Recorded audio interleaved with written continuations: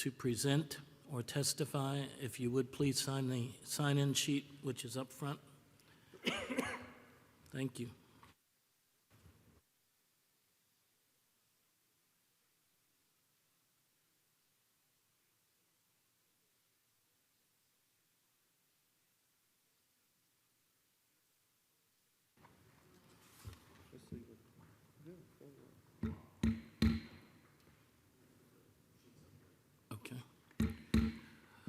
Good evening or afternoon.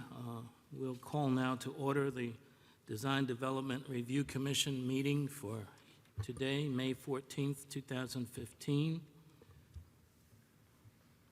We welcome everyone. The commission is made up of volunteers with expertise or interest in historic preservation and design. We generally meet on the second Thursday of the month to review cases. The commission is supported by the city's urban planning and historic preservation staff who are here today. If you have questions for them, please do so without interrupting the meeting or at the end.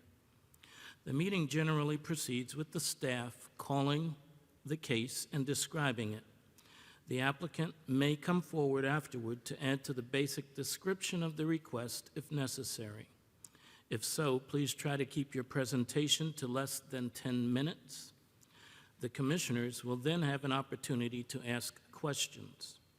After this period, I will ask if there is anyone in the audience who wishes to speak for or against the proposal, and audience comments shall be kept to 2 minutes per person. If there is anyone so to do, the applicant will have an opportunity to respond, and this rebuttal shall be kept to 5 minutes. In most of the cases, we will make a decision tonight after all information has been presented.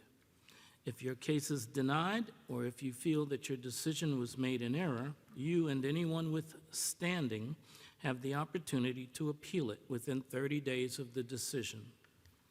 If you plan to speak about a specific project, you must have signed in. The sheet is now at the podium. Please note that these meetings are streamed live, recorded, and broadcast. So please use discretion with any personal information you may choose to share in the course of these proceedings. And as well, I will remind everyone that all testimony and conversation should remain focused on the relevant guidelines and ordinances. Is there anyone here, or are there persons who will be testifying? And if so, will you please stand and raise your right hand? Do you affirm to tell the truth in these proceedings?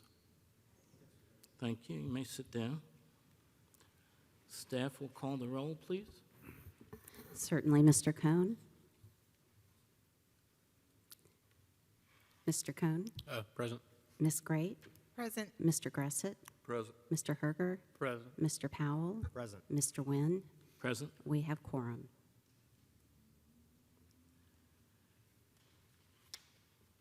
Does the agenda still stand?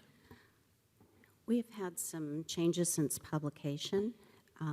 Under the regular agenda, an urban case, 817 through 825 Main Street, which is a request for a certificate of design approval for new construction of student housing as well as site plan approval for the same project, has been deferred. Under the historic portion of the agenda, 1218 Daly Street, which is a request for a certificate of design approval for exterior changes in Melrose Heights and Oaklawn Architectural Conservation District, has been deferred. And then 1227 Maple Street, a request for approval for new construction of an outbuilding.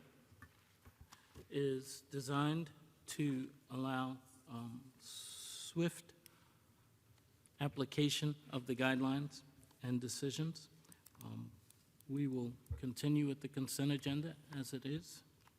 Certainly, the first case on it is 2210 Wallace Street, a request for a certificate of design approval for exterior changes and preliminary certification for the Bailey Bill. This is in the Cottontown Architectural Conservation District. 1501 Lady Street, which is a request for recommendation for landmark status in the City Center Design Development District.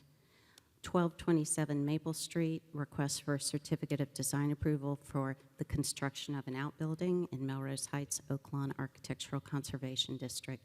And 1707 Wayne Street, which is a request for recommendation for landmark status in City Center Design Development District. Thank you.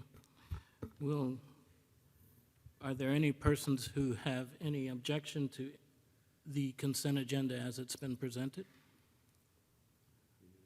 Are there any motions by commissioners? Yes, sir. Mr. Chair, make a motion that we approve the 4 items present on the consent agenda. Second. Therefore, we have second. Would you please call the roll for voting? Mr. Cohn? 4. Ms. Great? Yes. Mr. Gressett? Yes. Mr. Herger? Yes. Mr. Powell? Yes. Mr. Nguyen? Yes. Consent agenda is passed. We'll now move on to the regular agenda. Would you call the first case, please? Good afternoon. The first case is 1306 Woodrow Street. This is a circa 1930 single-family, single-story wood frame home that is contributing to the Melrose Heights Oaklawn Architectural Conservation District. Recently, the owner replaced the front door and is now requesting to retain the replacement door. In this view, you can see the original door in the upper left, and then, I'm sorry, it's a little dark in the bottom right. There's a better view. These are images provided by the applicant of the new door on the left and the original door on the right, which is leaning against some columns on her porch. The owner experienced a break-in in October and subsequently had some damage to the door frame, which has been repaired. She desired to put in a different door and so has put in the door on the left. According to Section 7.1 of the Melrose Heights Oaklawn guidelines, the guidelines state that you should retain and repair historic door openings, doors, screen doors, trim, and details such as transom, sidelights, pediments, and hoods where they contribute to the architectural character of the building. The door that was removed appears to be the original door and should have been retained and repaired to meet this guideline. Subsequently, staff finds that the proposal does not meet Section 7.1 of the guidelines and recommends that a certificate of design approval be denied, and also recommends that the original door be reinstalled. We do have sympathy for the break-in, although it did not damage this door, but we would encourage other avenues for security rather than replacing the door, such as security film, a secondary glazing applied to the inside of the door perhaps, stronger deadbolts, or other security measures that may help retain the character of the original door. Do you have any questions for staff? Thank you. No questions by commissioners. Is the applicant present? You may come up, please, and present any documents or Sure, I have a discussion you presentation. have. May I hand this out? Have they been reviewed by staff? Has that been reviewed by staff at all? Okay, we'll let them take a look first, please. Sure.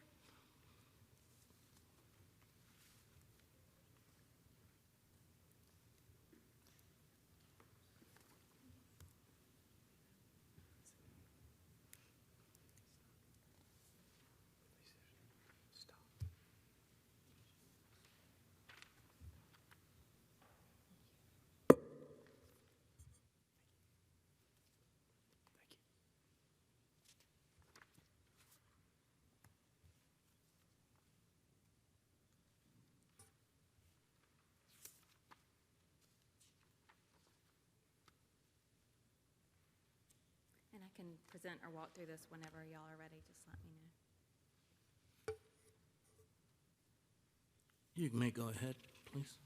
Well, first, I want to thank y'all for your service. I know it is not easy serving on commissions and committees, both at the county and the city level, so I certainly appreciate it. Very good. Yes. Please state your name and Oh, sure. And My your name address. is Annie Caggiano. I live at 1306 Woodrow Street in the Melrose Heights neighborhood. thank you. So I've pulled together this presentation just to give you a quick overview of myself, my home, and then the situation in which I decided to replace the door. Just to give you a little background, I'm born and raised in Columbia. Actually grew up in a historic home on Divine Street that was built in 1920 by Ben Sawyer, which the Ben Sawyer Bridge is named after down in Charleston. I am the Assistant Director of Economic Development for Richland County, have always been in economic development and in public service. Also a member of Leadership Columbia, this year's class.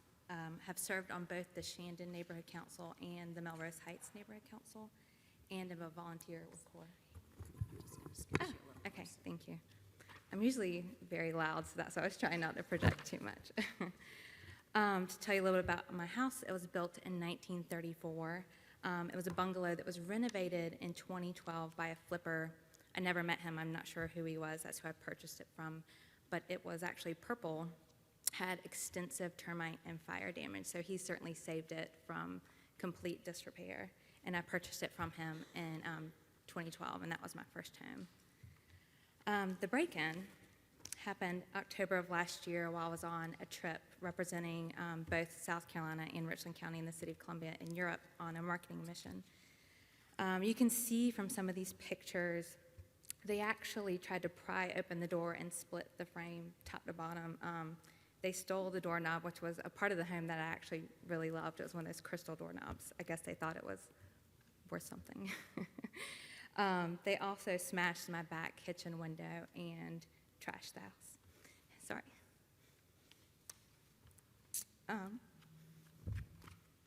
So, I'm sorry, it was very dramatic. Who broke into my house actually, not very smart on their part, turned on my phone, and all of their pictures and information synced to my cell phone, and so this is what I kind of had to deal with. And you can also see I have a known gang member that lives 3 doors down. Sorry. Take your time. Thank you. And because of him, we've had a drive-by shooting on my block and nuisance pit bulls that have gotten out. Just recently, last few weeks, we've had blood gang graffiti, a drive-by shooting resulting in a death right before Christmas. We actually have a neighborhood drunk and prostitute that roam the streets daily. I mean, they're pretty much innocuous, but you don't really want a drunk and a prostitute constantly roaming the streets. And then a halfway house for sex offenders 3 blocks away. That all being said, I still love my home.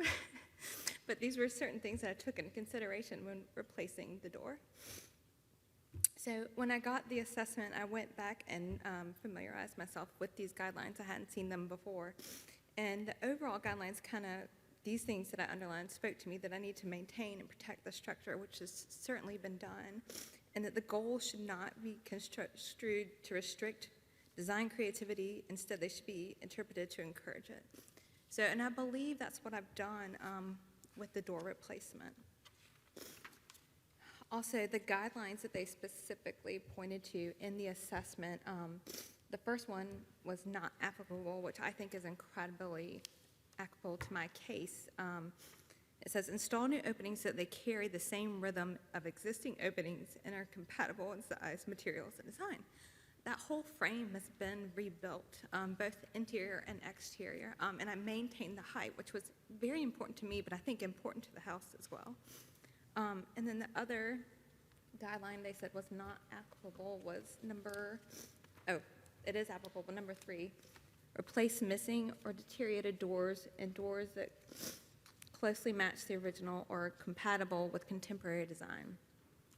I believe that the door was deteriorated, and honestly, I don't think the door was original to the house. It was in the frame. In one of the pictures in the handout, you can see that it was really just a hollowed out hole for the deadbolt, and there was no strike for the doorknob. So I don't think, and it never really fit. You could see light all the way around it. So I don't believe it was original, and what I did replace it with is very compatible with the neighborhood. It is an arts and crafts solid wood door, 3-panel and 6-pane windows. And I wanted to make sure there was still light coming through the door. I think that was incredibly important. I loved that door. I did not want to replace it. Thank you. Appreciate it. I didn't want to replace it. So. And then just yesterday, I'm not big of a Facebooker, but I posted in our neighborhood Facebook page just asking for support. And within 24 hours, I've gotten 2 letters, which I included in this packet. 2 neighbors stopped by. Both of my immediate neighbors said that they approve of the door, and then 13 Facebook comments approving and positive endorsements of the door. So, Thank you, Ms. How do I pronounce it? Caggiano? Caggiano, yeah. Caggiano. Thank you very much. Is there anyone here who would like to speak for or against the applicants or the application?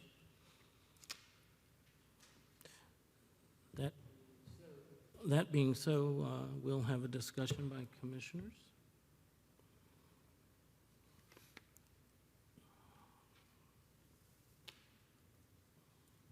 Mr. Chairman, I'll throw one thing out that, in my opinion, just the guidelines and the compatibility of the new door to the structure.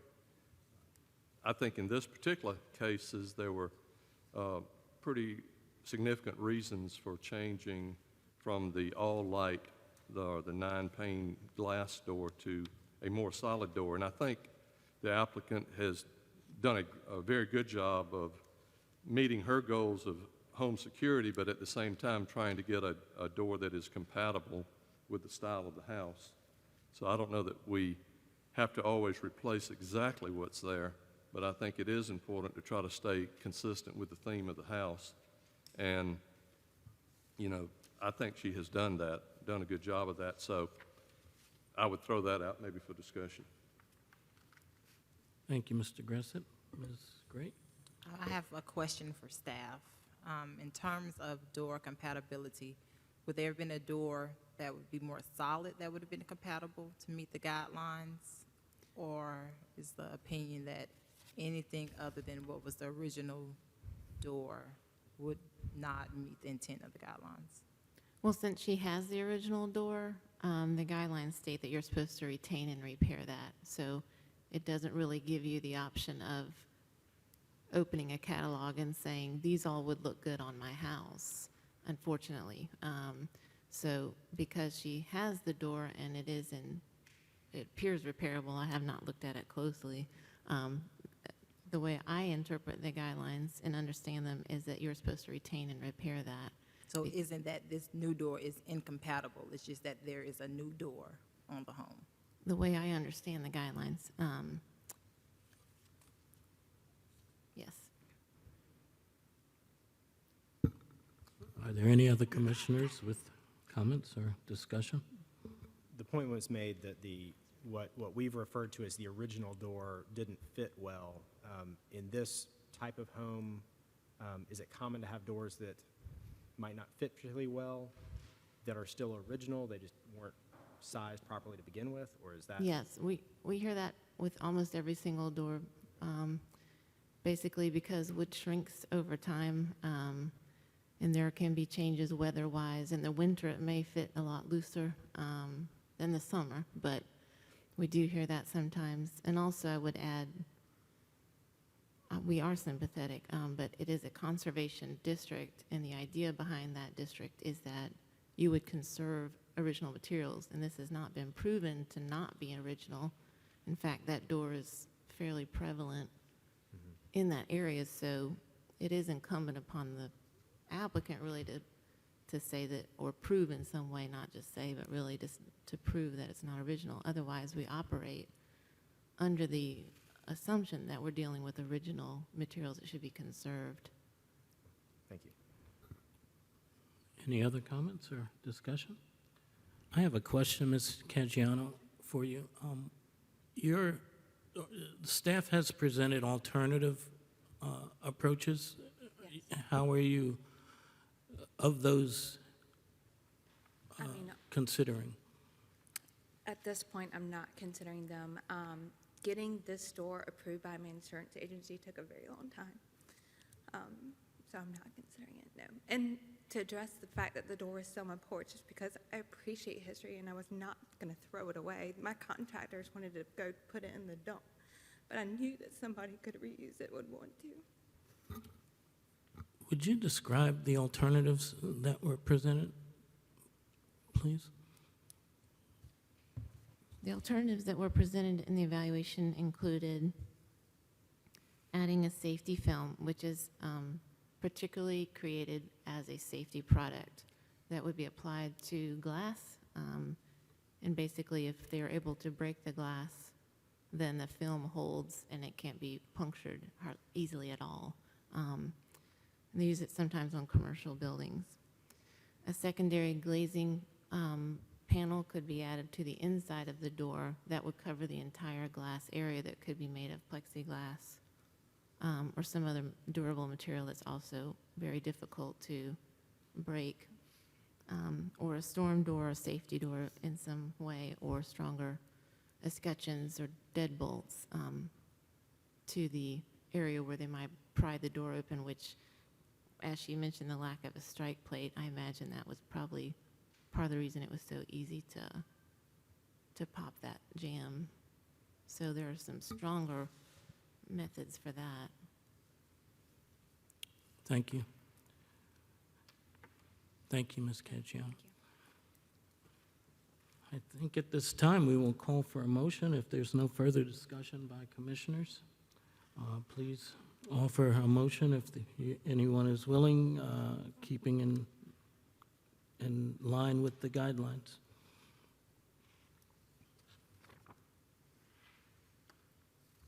I'll make the motion that we accept the design as presented by the applicant and that the door would remain. I'll second that. Oh, I'm sorry. We'll let Mr. Gressett repeat that motion. You are connecting it to the guideline that is relevant, please. What is the, I don't know the number, but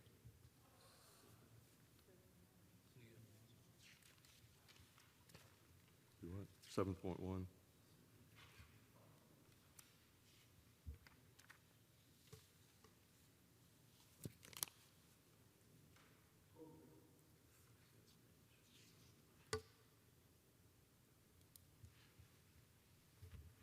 Okay. But I am making it that we should accept it. Okay, so based on section 7-1, it would, okay, excuse.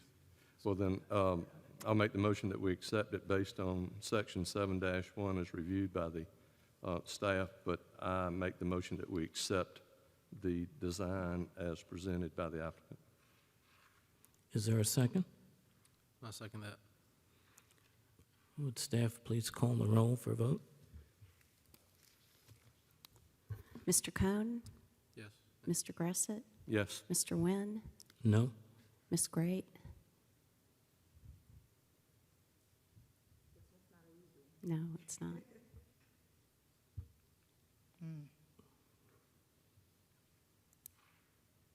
I'll go with yes. I think it's appropriate substitution. Mr. Powell? No. Mr. Herger? Yes. We have Passes. a positive vote for your replacement door, ma'am. That closes that case. Thank you very much. Would you call the next case, please? Certainly. The next case is 1628 Calhoun Street. This is a request for a certificate of design approval for demolition in our landmark district. The house is a circa 1899 wood-framed house, as I stated, in the landmark district, which has the highest level of protection in the city. The house is the sole original remnant of what used to be a dense residential area on the 15 and 1600 blocks of Calhoun.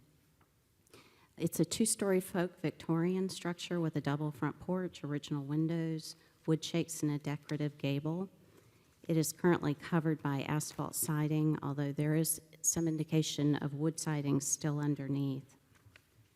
The criteria for demolition which the commission is charged to consider are: 1, the historic or architectural significance of a building, structure, or object. And this house has significance as During Reconstruction, African Americans began purchasing property along Calhoun and Richland Streets and in some of the neighboring blocks. By the turn of the century, the 15 and 1600 blocks of Calhoun were densely populated residential areas with homes bought and lived in by African Americans. Today, the home at 1628 Calhoun is the last surviving example of these homes along the blocks facing onto Calhoun Street. The second criteria is a determination of whether the subject property is capable of earning a reasonable economic return on its value without the demolition, with consideration being given to economic impact to the property owner of the subject property. The property was purchased in 2013 for $26,000, and the condition today is reflective of its condition at the time of sale. I believe the bid for demolition was listed for about $15,000. The owners have mentioned the size with, everything, kitchens, bathrooms, all, not just basically, bringing it to a habitable structure. In terms of potential interest in the value of the property, there is substantial investment going on nearby to the south and north. Directly across the street is the Bull Street campus. So this is an area we're seeing investment in and expect to see more in the future. The building is eligible for the Bailey Bill with a very minimal expenditure threshold, which of course would keep the taxes at a pre-rehabilitation rate for 20 years. The number 3 is the importance of the building, the structure or object to the ambiance of the district. The building serves as a bookend to the remnant of the residential development and no longer extend along Calhoun, except along the 1700 block further down. The house displays common form, massing, setback, materials that were once common to the street. So it is the last sort of memory of what used to be there. Number 4 is whether the building, structure, or object is one of the last remaining examples of its kind in the neighborhood, the city, or the region. This is the last remaining original historic home left on 2 entire blocks of Calhoun Street. The folk Victorian structure with a double front porch is also one of the last remaining examples of the house type in the district, although it's likely not one of the last remaining in the city or the region. Number 5 is whether there are definite plans for the reuse of the property if the proposed demolition is carried out, and what the effect of those plans on the character of the surrounding area would be. The applicants would like to tear the house down to create a backyard, as theirs immediately adjacent is rather small. Removal of the only remaining historic structure on the block of a once thriving African American community would dramatically and negatively affect the character of the block. The understanding of setbacks, massings, form, and so on would finally be lost for this street.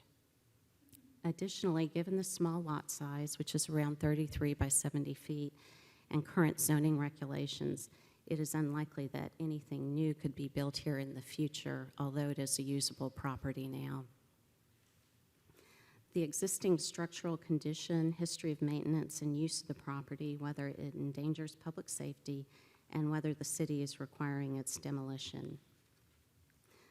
The building does not endanger public safety, and the city is not requiring its demolition. As to the structure of the building, various preservation staff have walked through it, seeing what we consider to be fairly normal issues in an old house with deferred maintenance. And there is a lot of damage, I would say, in the rear addition. There's a hole in the ceiling, I believe, there, and there's water infiltration and damage. The floors were shaken. The plaster is intact, which usually cracked plaster indicates some rather, can indicate some structural conditions, problems. There are beadboard ceilings, interior doors and windows are there. So staff didn't observe anything unusual for a vacant house. It hasn't been maintained. Certainly, many of the Bailey Bill projects that have come through the commission have been in worse shape visually that we've seen. The applicants did hire a local structural engineer who has experience with older buildings. He submitted a report, which was in your packets. He conducted a visual survey survey of the building, we had some different conclusions about what some of the problems might be that he saw, but he didn't actually do any sort of investigative demolition, which would have confirmed what he was seeing. So we're not sure about some of those items. There could be more with a little more information. We could perhaps have a better understanding of the building. Number 7 is whether the building or structure is able to be relocated and whether a site for relocation is available. We don't have any information on this item. And number 8 is whether the building or structure is under orders from the city to be demolished due to severe structural deficiencies. And this criteria shall have added significance in comparison to the criteria mentioned in subsections 1 through 7 of this subsection. The property has been cited in the past for deferred maintenance, but the city is not requiring the building to be demolished. So the staff recommendation is that the building retains historic and architectural integrity, contributes to the ambiance of the district, generally appears, as far as we know, to be structurally sound, at least in the original section, is not under orders from the city to be demolished, and that the proposed plans for a vacant lot would have a negative effect on the character of the surrounding area, as per section 17674E of the city ordinance. So based on these criteria, staff could not recommend that demolition be granted. Do you have any questions for staff? I do. You mentioned that a structural or an engineer had visited the property and that we had that report in here. Is that the termite inspection? No, that's the latter. Basically, there were it came right after the termite inspection.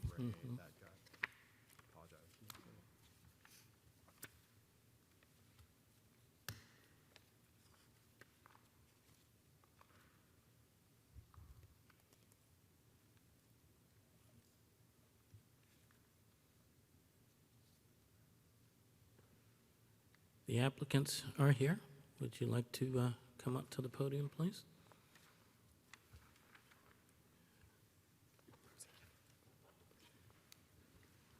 Hello, my name is Victoria Dozier. I'm married to Dr. John Hall Dozier.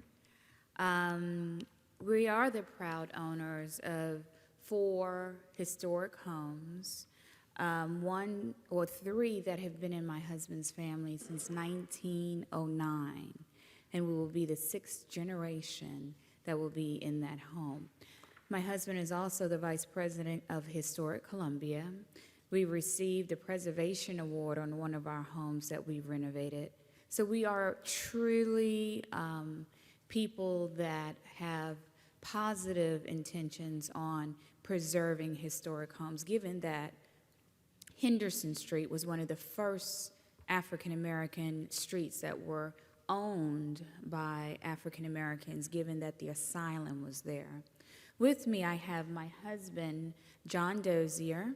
I have my neighborhood president that you've probably seen many times that is an advocate for preservation. And I also have Mr. Jesse Burke, who is a structural engineer with expertise that he's worked on the South Carolina State House. One thing that I forgot to mention, I'm a mechanical engineer with an MBA. So when we purchased the home, we had full intentions with renovated the home to keep the preservation. But after going through the cost-benefit analysis, looking at the market, we came to a different conclusion. So at this time, I would like to bring forth my husband, Dr. John Hall Dozier. Is that okay? Please. Okay. Yes.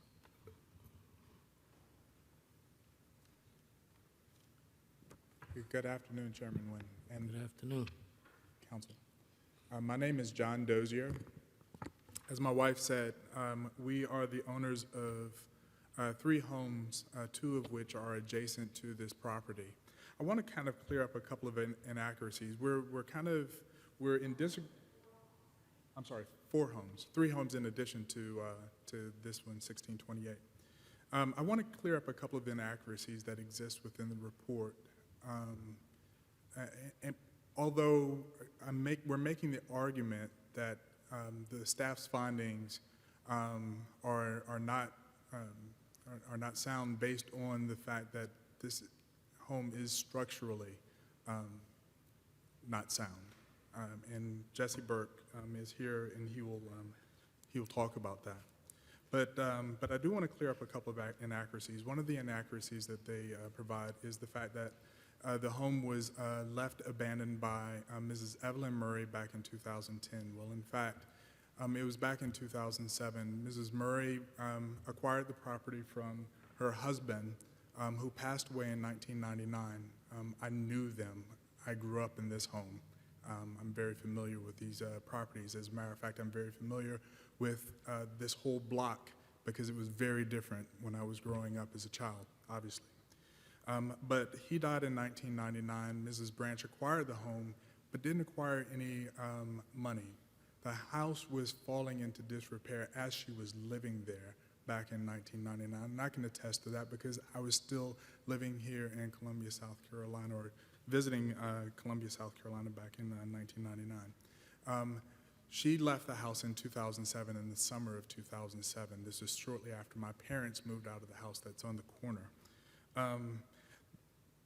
The staff also talks about ROI, and I don't know what they used as the basis for ROI, determining what my return on investment, even if the return on investment, or even if the initial investment was only $180,000, which after talking with Mr. Burke, I've learned that the initial investment may be considerably more, in part because of the structural unsoundness of the structure. But I don't know what they use as the basis for calculating ROI, other than the bet that Columbia Commons is going to be successful.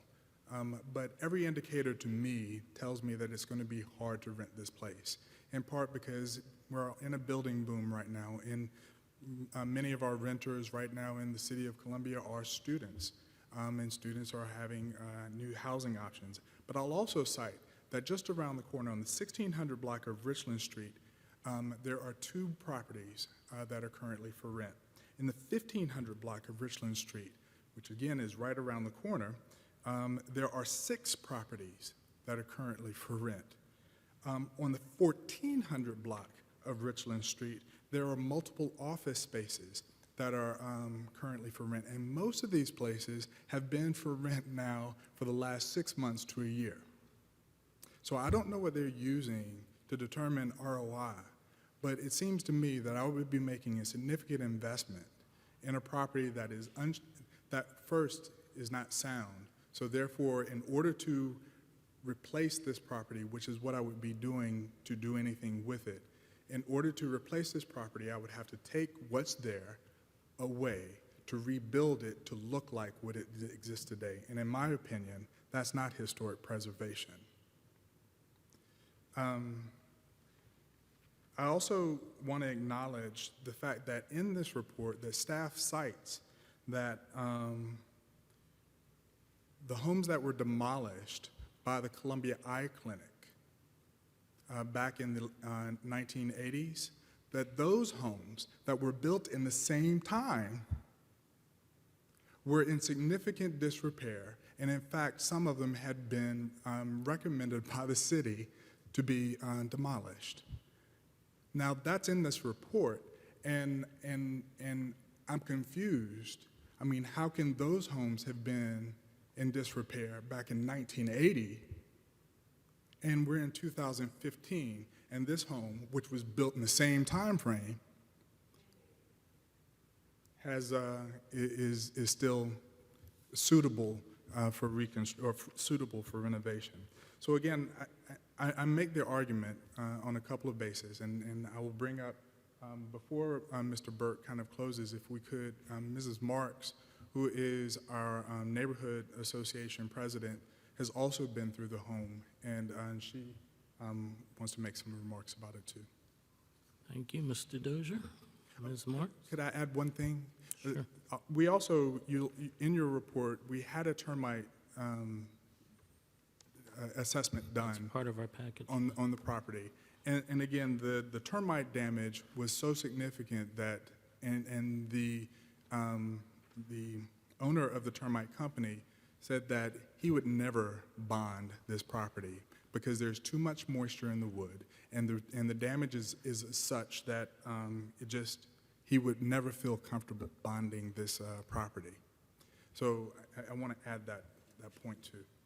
Thank you, sir.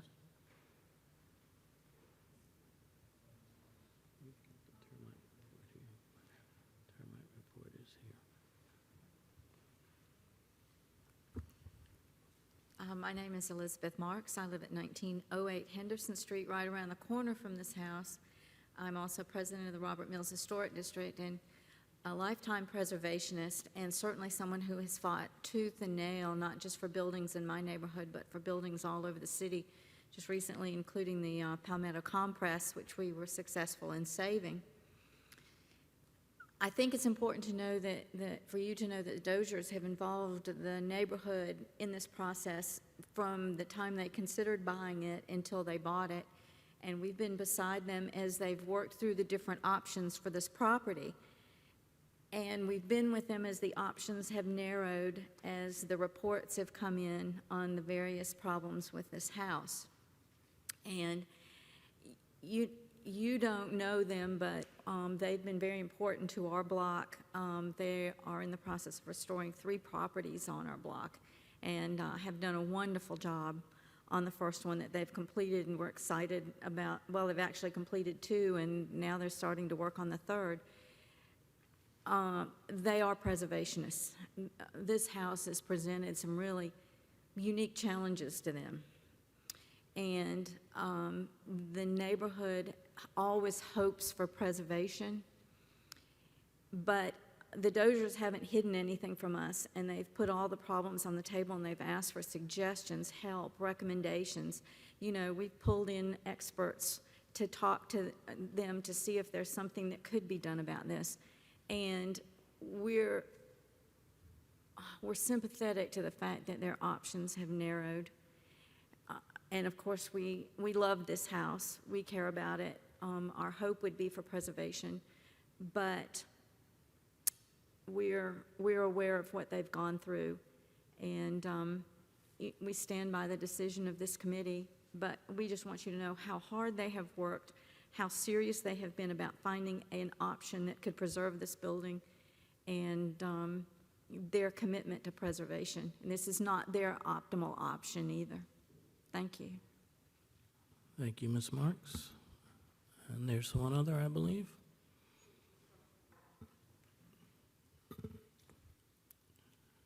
Jesse Burke with Burke Engineering. Little background about myself. I first entered the construction industry in 1979 to earn money to help pay for college.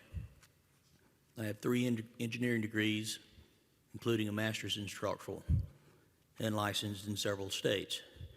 I've worked on historic structures from the State House down to like a 1,200 square foot single family dwelling. Just completed work on one, Antebellum Mansion over in Fairfield County. So I'm sensitive to preserving the older homes, if there's enough there worth saving. First thing I'd like to do is clear up another inaccuracy, or a couple of other inaccuracies in the report. It's repeatedly said in this report that this is the last original home that fronts Calhoun. Actually, the house on the corner, currently referred to as 1931 Henderson, was originally 1632 Calhoun and fronted on Calhoun. In the 1920s, there was a fire that damaged the home. It was repaired and renovated, and they moved the front entrance to Henderson Street. So it currently no longer fronts Calhoun, but it is one of the original. Built at the same time with some of the same details.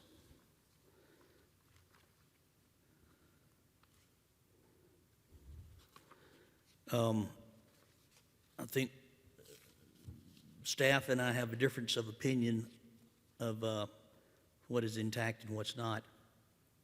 There was some concern that they had that I did no material testing or demolition. One of the areas that I've received training in is visual assessment of structure. You don't always want to go in and start tearing out chunks of structure or tearing out finishes to get to structure.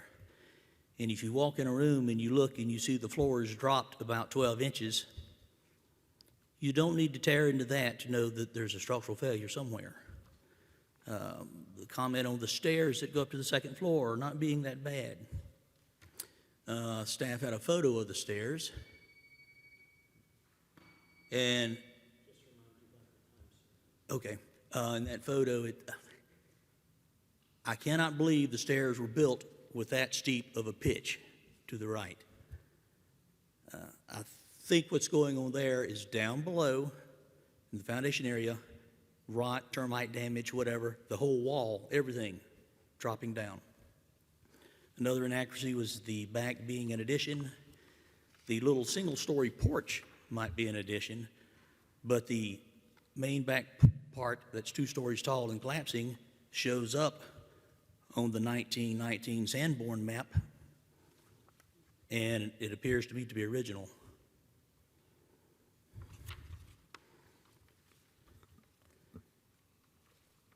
And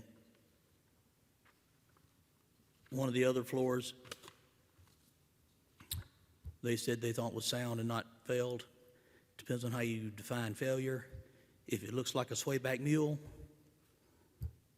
it's failed its purpose. Thank you, sir. Appreciate Any it. questions? Any questions by any commissioners for Mr. Burke? Okay. I do have a question for Mr. Burke. When you visited the site, were you able to see more than the structural damage on the surface? Were you able to look under the stairs, or? I didn't look under the stairs, and there were some sections that, because of what I could see on the surface, I was not going under or going near. I did go back by the site earlier today and look behind the shingle siding. It's the wood fiber shingle, most of that poplar in the 40s, 30s, 40s, in 3 different locations. One location, wood siding was behind it, appeared to be sound. The other 2 locations, it was rotten wood siding behind it. Okay. And these were different corners of the house, not all close together. Thank you. Also, looking at the house, facing it on the right, might be 12 to 14 inches between the side of the house and a fence, and then a few more inches of big, tall privacy fence. So accessing that whole side is impossible with fences. Thank you, sir. Yeah, I had a question or some point of discussion, and we certainly applaud the efforts of Dr. and Ms. Dozier on other properties and maybe this one, and the comments that were made and their commitment to the area. Let's talk a little bit about the contribution of this structure to the neighborhood and to the integrity of the neighborhood. And is it one of the very last remaining structures that would hold that integrity together? Or, and then also, what is the intended use if it were to be demolished? I don't know that I caught that. So whoever wants to take that, staff or the owners, whomever, just, I wanted someone to try to talk to those issues. Well, John, you just come on. So, again, I can speak a bit, with a bit of expertise, if you would, about that neighborhood because I am turning 45 this year. Except for the period of time where my wife and I lived in Nashville, Tennessee, and Chicago, Illinois, I grew up here. This neighborhood, like I said, was very different when I was growing up. That part there where you see the Columbia Eye Clinic's parking lot, those were all homes. And our backyard, as you see, so the house that's directly behind is the house that we're currently living in. It's a one-story structure, but you see how far the yard goes back. And again, so we had access to two houses. As a matter of fact, back in there was an alley, and there was a house that it actually was in that alley where this white car is parked. And so the point that I'm making is that, you know, this neighborhood has been changed significantly by the Columbia Eye Clinic. Removing one building while preserving for the next 100 years 3 others is, in my opinion, will be much more worthy of the historic nature of that neighborhood. And also, that home, there's a duplicate, exact same home that's been preserved on Richland Street, Dr. Harry Rutherford. Henderson. Henderson Street. That is really the thoroughfare when you're talking about African-American homes and the historic preservation of homes. So it's about 4 or 5 houses in exactly same type of home. And I would also say, again, staff's maybe recollection or understanding of what those homes were is a little bit different from mine because I grew up there. These were all low-income people who lived on Calhoun Street. The houses were built very cheaply, which speaks to, again, the reasons why you see such disrepair in them. Conversely, Henderson Street was mostly a middle-class African-American neighborhood. Doctors, physicians, educators all lived there. My great-great-grandfather, in fact, was a barbershop owner who owned a barbershop on the 1800 block of Main Street. I have even brought with me today the original deeds to all 3 of the homes that he bought. But So I want to. that home also was more of a boarding house. Back in those days, African Americans upstairs, so that you had a lot of traffic, a lot of wear and tear prior to the young Evelyn leaving the property where there was no air conditioning, no heating, which can really deteriorate property. So it's been in a terrible disrepair. Well, thank you, folks. I want to make sure that we keep our discussions relegated or relevant to the guidelines. The question by Mr. Gressett was twofold, I believe. Are you satisfied with the answer? And I was just curious about the intended use, if it were to be demolished. The intended use of the lot, I believe, is Was what you're asking. for a back, We wouldn't be using the backyard. As a matter of fact, so staff cited that we would be building some kind of a massive fence or something like that. To be quite honest with you, we haven't really even decided what exactly we're going to put there. Whatever we put there, though, we will have to come before you to make sure that what goes there is respectful. Well, I would posit, sir, and Ms. Dozier as well, one of the concerns that always comes up when there's the question of demolition is whether or not this would be a vacant lot, a vacant property that. On Henderson Street, around $50,000 in the internal part of 1927 Henderson Street. We have right now a bid that we're getting ready to act on for about $230,000 for the complete renovation of 1931 Henderson Street, right there on the corner. Now, I might look and sound like a very wealthy man, but I assure you that my wealth has limitations.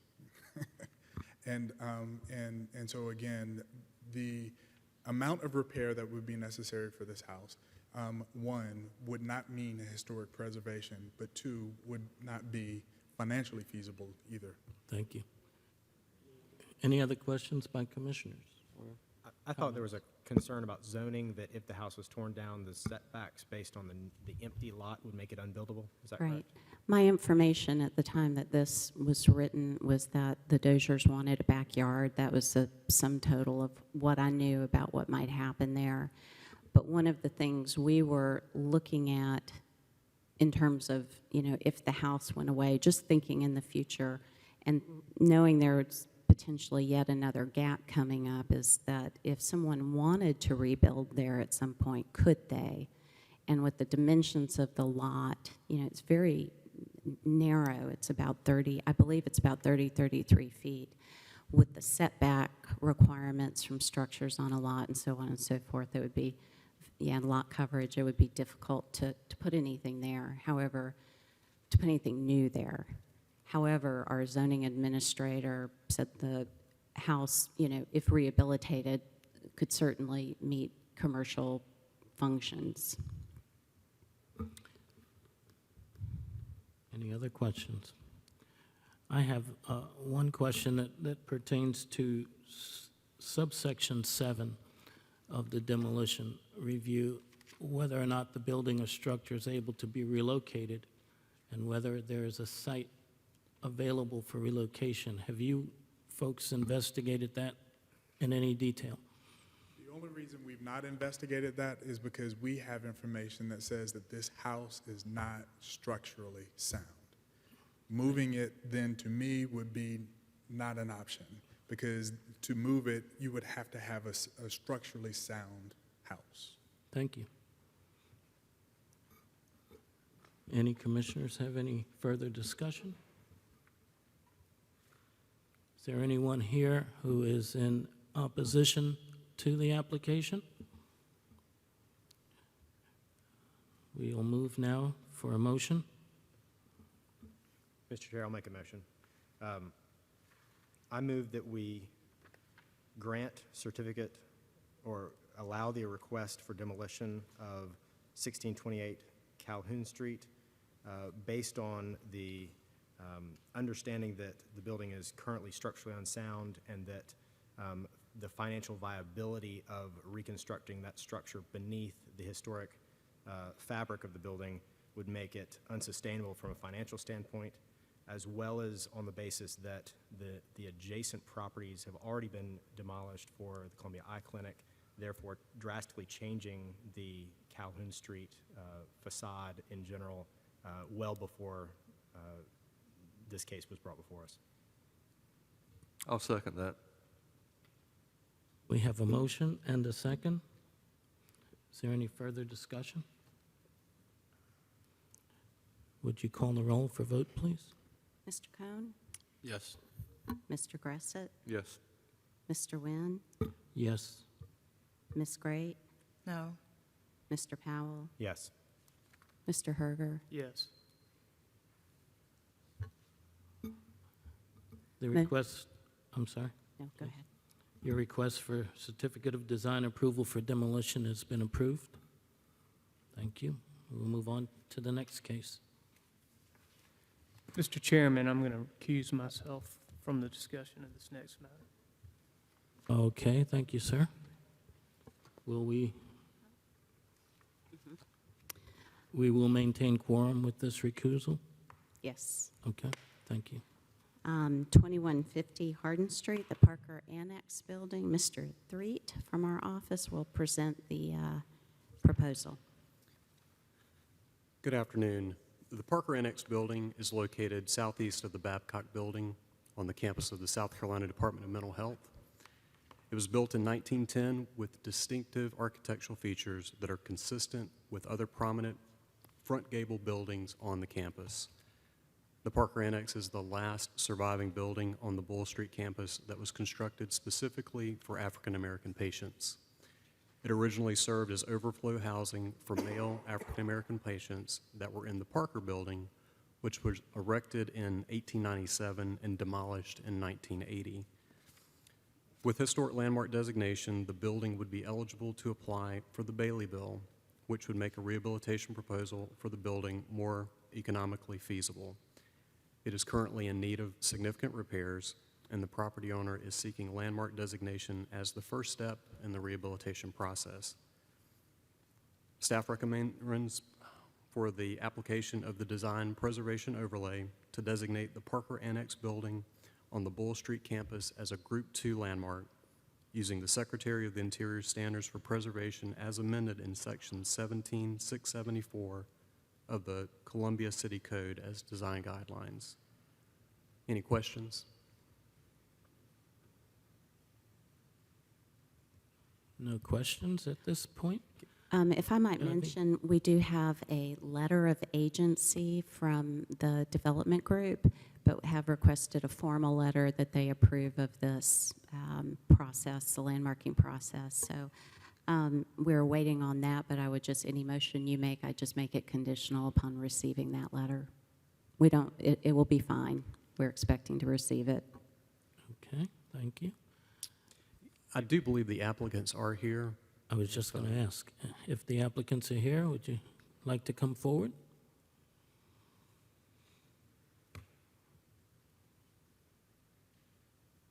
State your name and address. Have you been sworn in, sir? I think you came in after we started. Whatever you need me to do. Do you swear to tell the truth here at this, with your testimony? So help me God. Okay, thank you. Absolutely. I'm Wes Lyles. I'm the architect for the Parker Annex project for diversified development, Charles Small. Obviously, Bowen is a member of that group, so he's recused himself from this. We've done some preliminary planning on it. We've had Amy involved as well as SE Archives and History out to look at the building. So I think the city is on board with having this as a landmark structure as well. Glad to answer any questions. There's not a whole lot to answer about it right now. We're just in the planning process, but this is part of that whole process. Very good, thank you. Any questions from the commission? And just let me add, the plan for the building is it to become an office building for the owner's offices as well as one tenant underneath on the lower level. Now, Ms.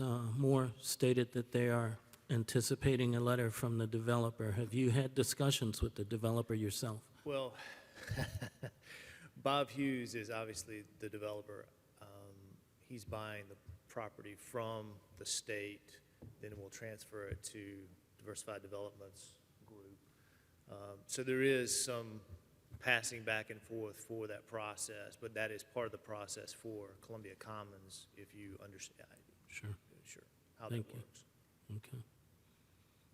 Any questions by any of the commission? Ms. Moore, would you clarify what that letter is, just so we can Yeah, properly in the motion? it's simply just probably a 2 or 3 line letter saying he acknowledges the process and approves of it. You know, they're running the PUD, so anytime the baseball stadium, whatever, is going to come forward as new development or a change in what's out there, he just has to put his John Hancock on it. But So this is not part of the PUD? it is part of the PUD, right? Yep, it's on the campus. Yes, this is on the campus for Columbia Commons. Would that, It will be part of the entire development and is part of their master plan. so each one of these individual properties is going to have its own letter designated that, yes, he's approved this process? I am not intimate with all the processes that might be involved, but if I had to make a guess, I would say yes. Okay. Thank you. And is there anyone here in opposition to establishing this as a level, as a, I guess, yeah, Group 2 landmark? That being the case, is there any further discussion? Motion. Would someone like to make a motion, please? I'll try to make the motion that, based on the recommendations of staff, that I make the motion that we approve the request for the landmark status for 2150 Hardin Street. And may I ask, is that reference to section 17674 of the city code as design guidelines? Yes. And is that conditional upon receiving a letter from Mr. And Hughes? conditional upon the receipt of all proper letters. Thank you. Thank you. Do we have a second? Second. That being the case, would you please call the roll for vote? Mr. Cohn? Yes. Mr. Gressett? Yes. Mr. Nguyen? Yes. Ms. Great? Yes. Mr. Powell? Yes. Very good. The votes are in, and the recommendation or the application is approved for Group 2 landmark status. Thank you. And the next case, please.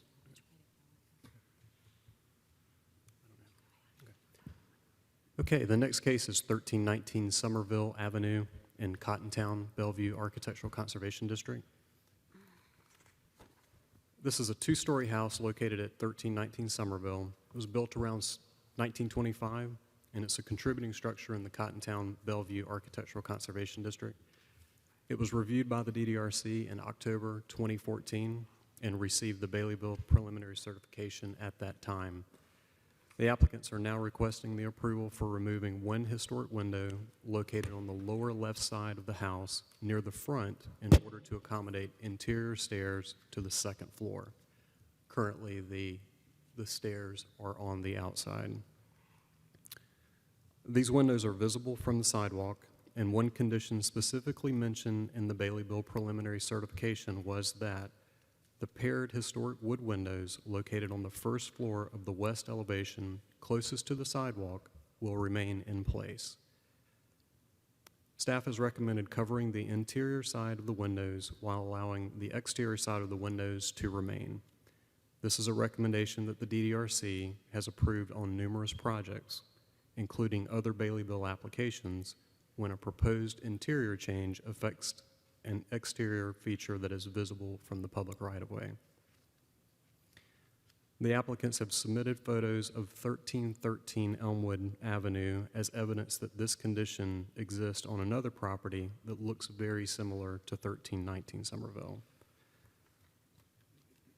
And I've got these photos here in the presentation that show the interior views, and I do have a PowerPoint presentation from the applicants, but before I introduce them, I'm going to go ahead and tell you that our recommendation, as seen in your evaluation, was that we do not recommend granting a certificate of design approval for this project. However, staff could approve leaving the window in place and covering up the window on the interior, should the homeowners find that to be a viable option. The applicants are Tripp Swikard and Angie Jones, and they are here today. And we're going to get another presentation that they're going to go through, and they've also printed out copies for everyone. Would the applicants like to come forward, please? How long will your presentation be, please? 5 minutes, probably. Okay. Please keep your time limit in mind.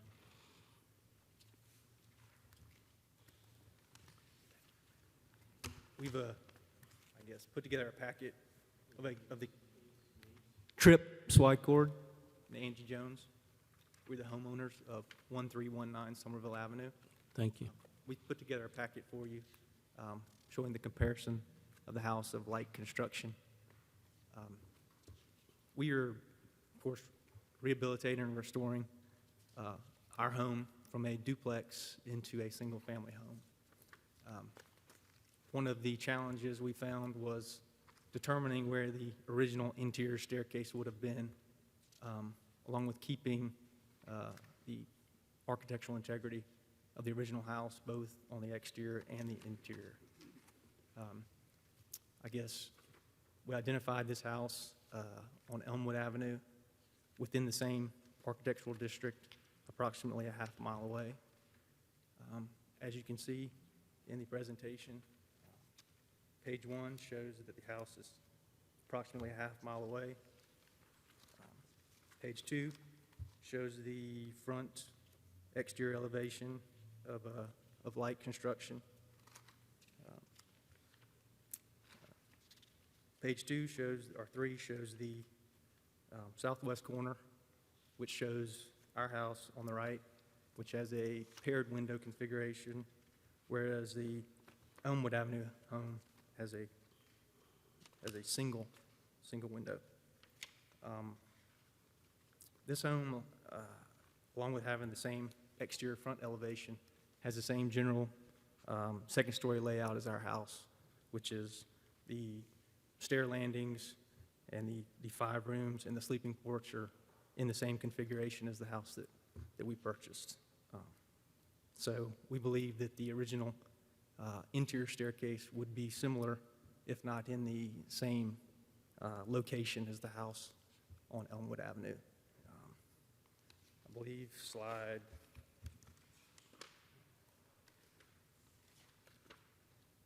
5 shows the interior staircase on the left with one single window at Elmwood Avenue, whereas, you can see our house on the right has a paired window, which would probably consistent with a duplex configuration.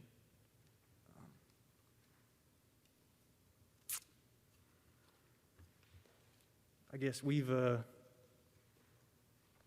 read the pertinent sections of both the Bailey Bill ordinance as well as the Cottontown Bellevue Architectural District guidelines, and we feel that the house, I guess, in the same neighborhood justifies and maintains the character and architectural integrity of the neighborhood if you do allow us to change the window configuration to a single window.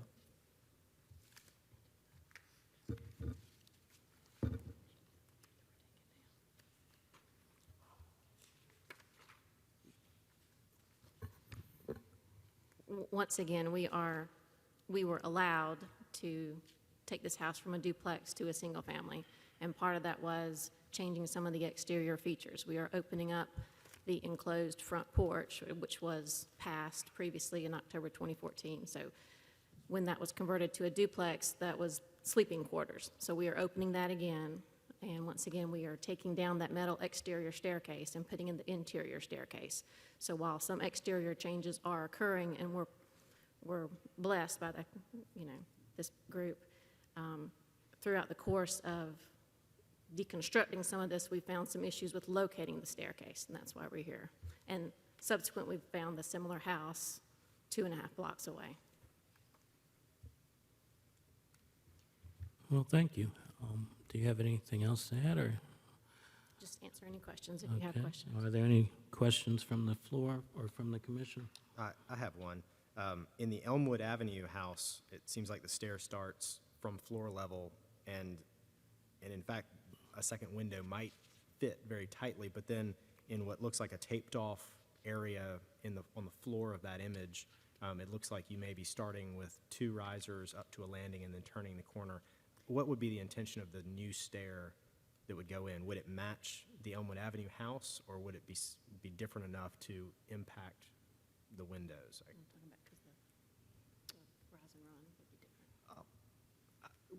Although we didn't actually measure the stairs at the Elmwood Avenue house, our contractor kind of said that, I guess, the pitch of those stairs may not fit code in today's times. So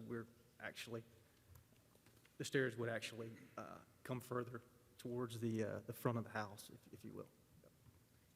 That tape was something I put down day one, trying to figure out how we could make it work with 2 windows, 1 window, trying to accommodate the recommendations of placing the gypsum board over the window, which I'm just not very, that to me just sounds like you're getting an exterior look, but failing on the interior design of the house, especially after seeing a similar house. So that was just my tape on the floor, trying to lay it out. Okay, thank you. I have a question for you. You referenced the Bailey Bill and your current structural or exterior changes that went along with the granting of that. And you do understand that there can be significant alteration or that the change here in windows may affect your Bailey Bill capability or continuation. Is that correct, staff? Yes.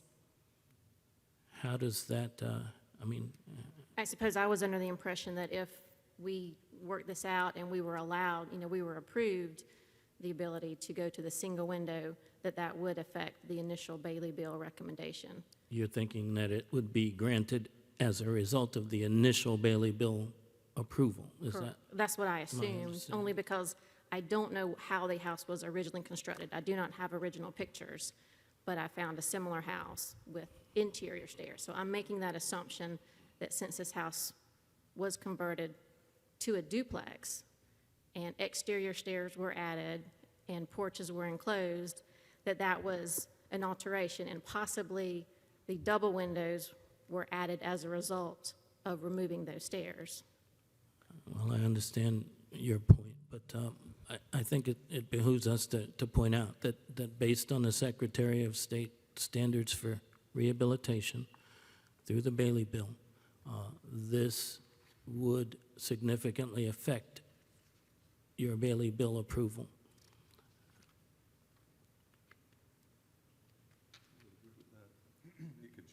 It could jeopardize it. So And why would that be? I think staff can answer that best for you. The intent of both the guidelines for the historic district as well as the Bailey Bill are to retain original material. We don't have any evidence that shows that this wasn't the original configuration. And of course, the Bailey Bill is an incentive that you earn by maintaining historic features, materials, and so on. So there is,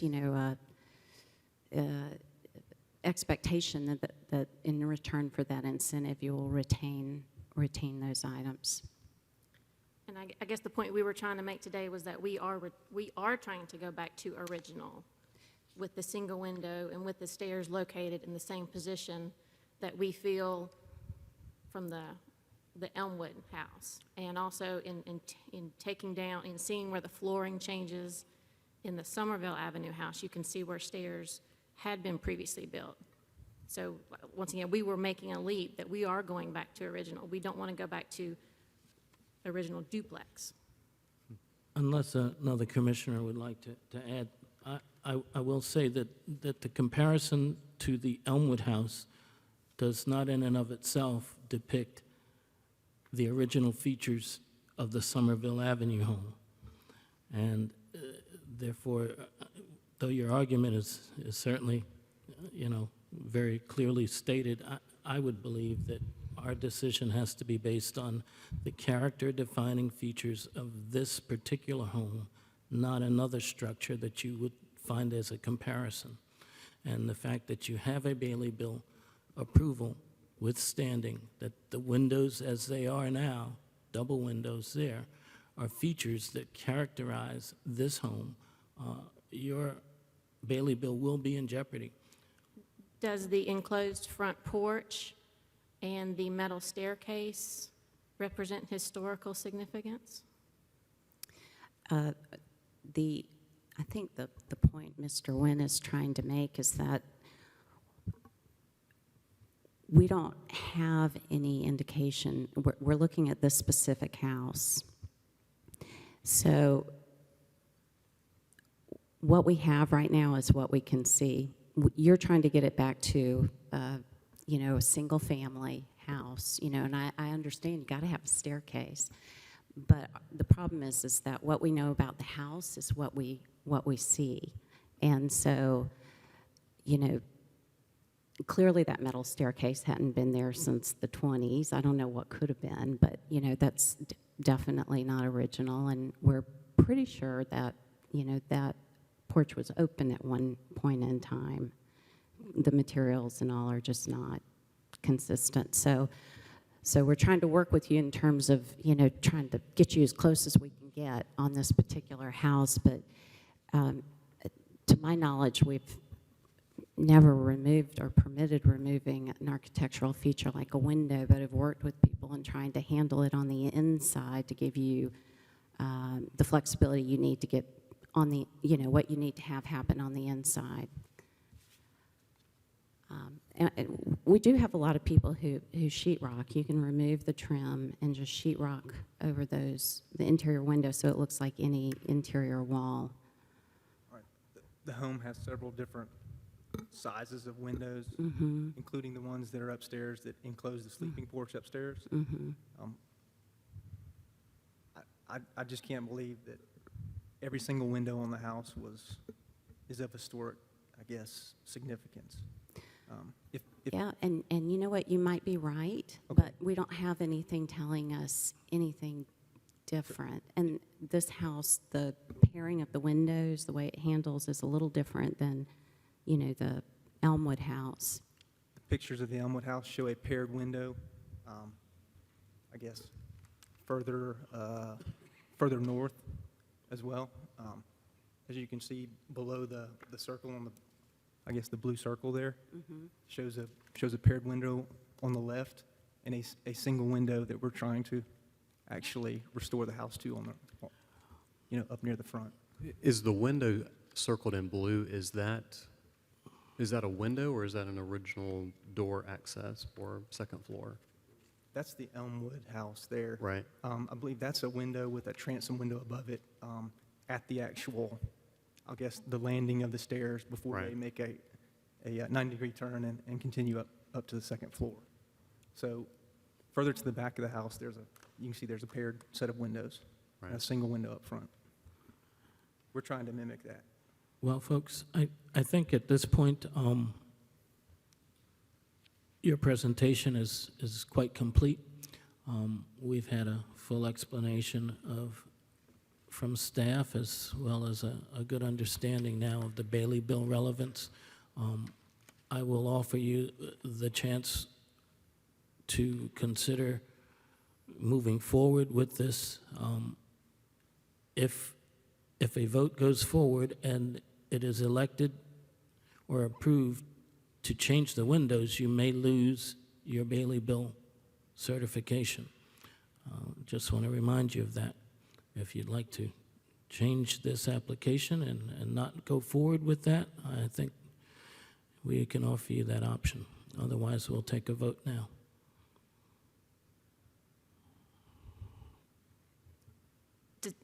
Can I ask one question? Does that have to be decided now, the Bailey bill?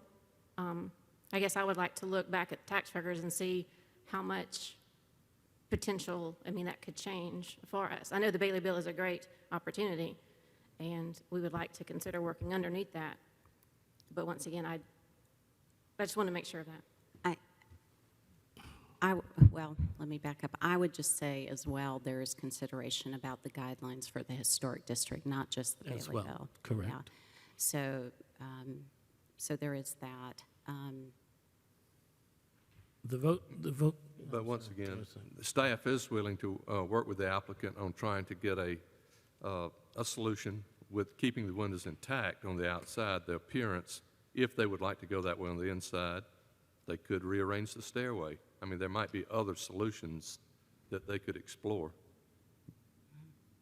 I don't know whether That's what our architect has tried, and after, removing some And he's boards just and tried cutting in, everything. and it's just, like I said, based on the pitch of the stairs at the Elmwood house, it's evident that, locating them in this location with the paired windows is just not. Right. And I had one, just out of curiosity, go to the interior view, if you don't mind, is that, on the right-hand side of the right-hand picture, is that a fireplace or? It's a fake molding fireplace. Okay, so it never was a fireplace? No, sir. Okay. And it's one large room in there right now, and those paired windows are equidistant from this fireplace, fake fireplace, and the two walls in that room, which just makes me think that, number one, it was never one large room, it was two rooms, and that's why I think the paired windows were added in the front to make the room look symmetrical. And that's why we thought we could take it back to original 1925. Any other questions from the commission? We will move for a motion now, please.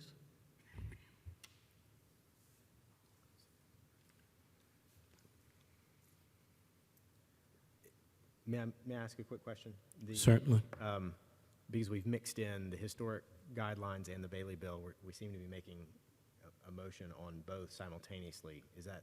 No. I mentioned Bailey Bill only because of the reference to the point that a vote for approval of the removal of a window based on the guidelines will affect the previous Bailey Bill application. Is that am I correct? So if We have a vote that will stand only based on the guidelines and the application herein.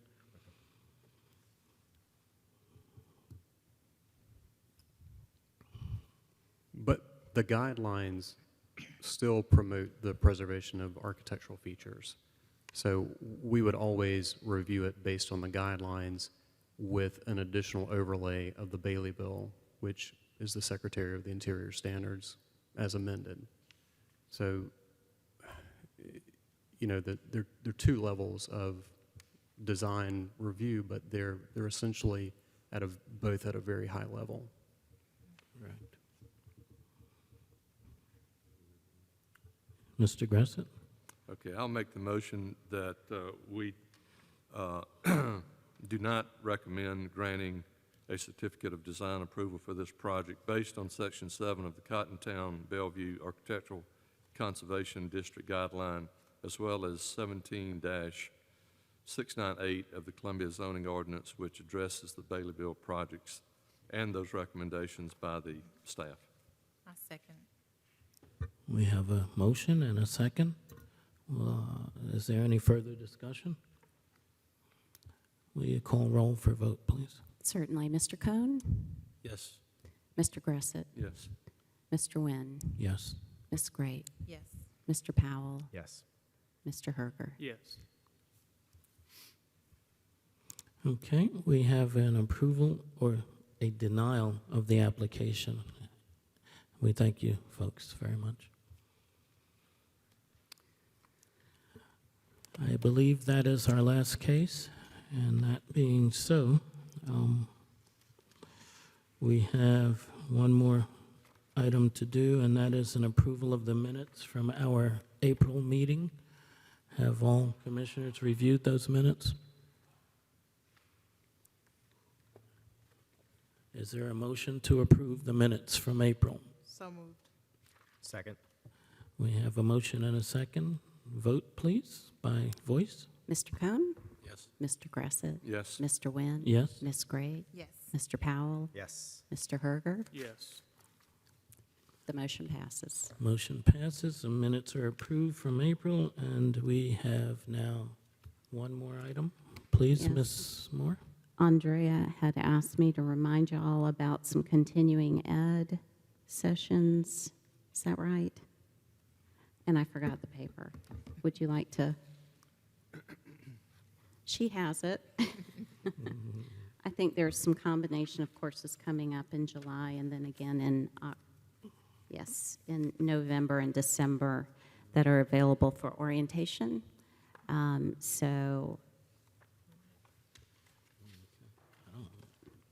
Were these for new commissioners? I'm so sorry. Y'all can ignore all of that. So move on, sir. Very good. At this time, the May meeting of the DDRC is called to a close.